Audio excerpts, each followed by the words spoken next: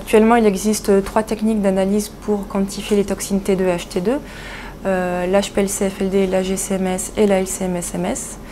Aujourd'hui, les laboratoires, qu'ils soient français ou européens, s'orientent de plus en plus vers la LCMS-MS puisque c'est une technique qui est plus sensible, plus spécifique. Mais actuellement, nous ne sommes pas capables de déterminer avec précision les performances analytiques de ces méthodes de dosage de T2 et HT2. Et c'est pour cela que l'IRTAC a décidé de créer un groupe de travail français pour améliorer les méthodes existantes et pour essayer de caractériser ces performances analytiques par LCMS-MS de dosage de T2 et HT2.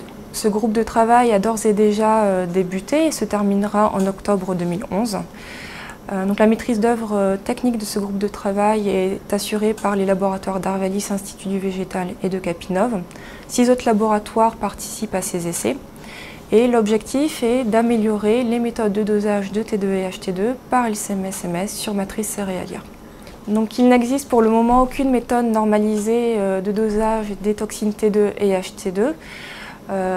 Chaque laboratoire a donc développé en interne sa propre méthode, que ce soit en LCMS ou en GCMS. Pour le moment, le BIPEA, qui est un moyen de connaître les performances de ces méthodes, puisqu'il organise des essais interlaboratoires, eh bien, ce BIPEA n'a organisé que 2 essais dernièrement. Donc il n'est pas possible à l'heure actuelle d'avoir du recul sur les performances de dosage de T2 et HT2.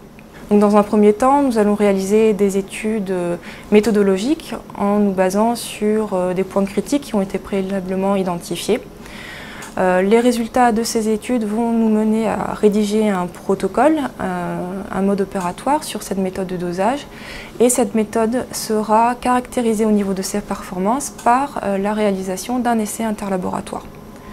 Et l'objectif final est d'utiliser ces résultats de l'essai interlaboratoire au niveau de la Commission de normalisation européenne pour intégrer ces résultats dans un futur projet de norme.